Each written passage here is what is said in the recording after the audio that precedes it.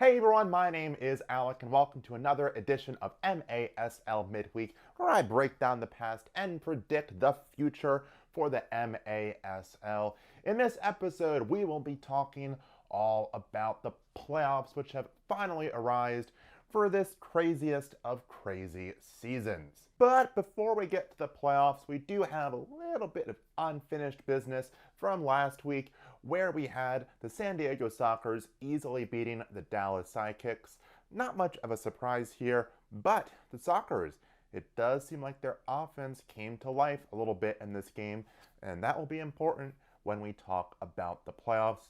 Also, I should mention that this means my season prediction record finishes at 26-15, at least for the regular season.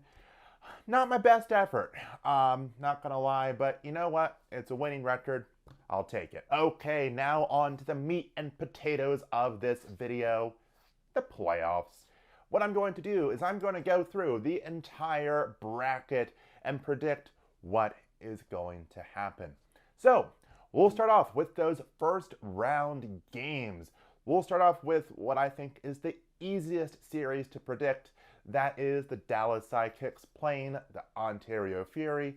Not much of a surprise that Ontario chose to play the Sidekicks in this round. Sidekicks have really not had a great season, so should be fairly easy for the Fury to win this one. And I think they will. I think that they're going to win this series 2-0. I don't see it going to a mini game. I wouldn't be surprised if Dallas put up a decent fight when they play that game in Dallas. I just don't see them winning though. So I think the Fury are going to move on. Okay, now we move on to the series that are going to be pretty difficult to predict, but I will start with the one that I think is a little bit easier to predict. And that is the San Diego Sockers playing against the Tacoma Stars. Now these two teams in the regular season, they split their 2 games against each other, but at that time, for both of those games, really, the Sockers' offense was struggling. Now, as I mentioned, in the final game of the season, we may have seen that sleeping giant awake, that being the San Diego Sockers' offense. So the Stars, they might be in a little bit of trouble for this series. We don't know. The Sockers were playing the Sidekicks, which aren't the greatest team, aren't playing the best. But still, their offense did score 5 goals in the final quarter of that game. So you have that, plus the fact that the Stars, they lost their first game against the Sockers, and they won the second game, but they had to go to overtime to do it. So that kind of starts to favor the Sockers in my mind.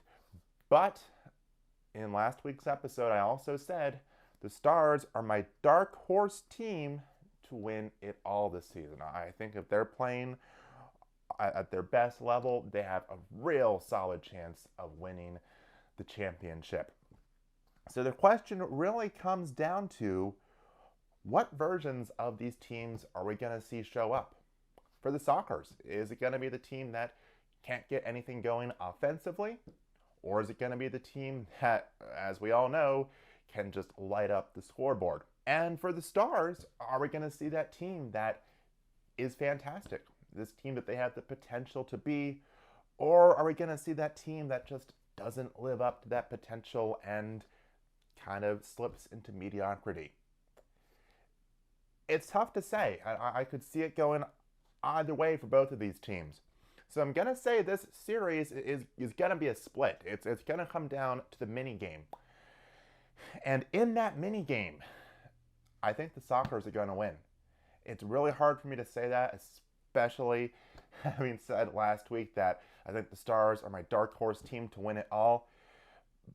But considering how the Sockers played against the Sidekicks and just knowing how this team can be from watching them in previous seasons, I just think they're going to find a way to beat the Stars.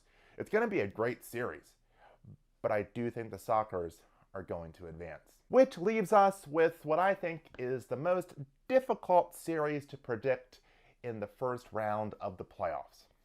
That is the St. Louis Ambush playing the Kansas City Comets. This in-state rivalry is amazing. it consistently produces fantastic competitive games that are full of excitement and just get your blood going. I love these games, though it's one of my favorite rivalries in the game. But that also makes it really hard to predict what's going to happen here. I also think these two teams, just in terms of structure and style of play, match up really nicely against each other. I think that the Comets, they have that high octane, powerful offense, while the Ambush, they play some pretty solid defense. And I think they have the ability to slow the game down a little bit and deflate that Comets offense. So it is a really good matchup between these teams, and that's one of the reasons it produces such great games. That is the rivalry between the two of them. But it makes it really hard to predict who's going to win this series. So in case you couldn't tell where I'm going with this, I think that this series is going to split and we'll go to a mini game, just like the Stars and the Sockers. So the question once again is, what team will win the mini game? And man, is this tough to say, but I think in a short game, like the mini game, I think it really favors a team with a strong offense that can score a bunch of goals in a real short time. And in this particular matchup, that team is the Comets. So I'm picking the Comets to move on from this series, but I think this is going to be the best series of the first round. I can't wait to watch it. It's going to be super exciting. I would not be shocked at all if the Ambush found a way to pull this one off. But right here and now, I'm predicting that it will be the Comets moving on. Which brings us to round 2, and this being the MASL, we have kind of an interesting thing we have to do here for my predictions. I have to predict what team Florida is going to want to play. In the MASL, you get to choose what team you play if you are the top seed. So Florida has a tough choice here. They can play Ontario, they can play San Diego, they can play Kansas City. 3 teams that you really don't want to play. 3 teams that are very dangerous. But I think Florida will choose to play the Sockers because I think Florida will look at the struggles that the Sockers have had this season. And even though I predict that at the point the Tropics will be choosing, at that point I think that the Sockers will be playing much better and their offense will look more themselves. But I think Florida will still be thinking about the offensive troubles that San Diego has had this season. And I know San Diego has beaten Florida this year, but I still think the Tropics will choose to play the Sockers with the hopes that the Sockers offense just won't be able to get going. Which leaves the other series being the Fury playing the Comets. We'll start off once again with the series that I think is the easiest to predict. It's the easiest to predict, but it's not easy to predict. And that is the Tropics playing the Sockers. I think this is going to be a really good series. And the question is, what version of the Sockers shows up? As it was in the first round, that is the question I'm asking myself for this round. Or it's the question I was asking myself. I thought about it a little bit, and I thought the better question is, how would the Tropics respond if they were playing the best version of the Sockers? If the Sockers come in with a great offensive attack and a great defense, could the Tropics handle them? And I think they could. I know the Tropics lost to the Sockers earlier this season. That is one game, though. And just looking at the rosters of these two teams, I think the Tropics could handle the Sockers, even the Sockers being at their best. I don't think they'll be able to sweep the series. I think that it will be split and it will come down to a mini game, but I think the Tropics will move on. Again, I think this one could go either way, but at this point, I'm leaning fairly heavily towards the Tropics, moving on to the championship. Which leaves us with the Kansas City Comets playing against the Ontario Fury. Oh boy, these two teams played a few weeks ago, and it was a pretty good game. Ontario had a good lead in this game, but the Tropics came fighting on back and won it. And I know that Ontario had some injury issues in this game. I know that they were missing Frank Tayu, I believe, for this game, which does impact my calculations here. But this game is being played in Kansas City. I believe it's technically going to be a neutral site series, but it's being played in Kansas City, which I do think helps the Comets. And the Comets, I think, are just on such a tear right now. This team has been playing so well in the second half of the season. And I think that momentum will really help them. Plus the fact that the Comets are going to be coming off what I predict to be a tough game against the Ambush, while the Fury will be coming off a fairly easy series against the Sidekicks. So I think the Tropics will be a little bit more in form for this series. And because of that, I think the Comets will sweep this series. I think the Comets are going to win this series 2-0 and send Ontario home.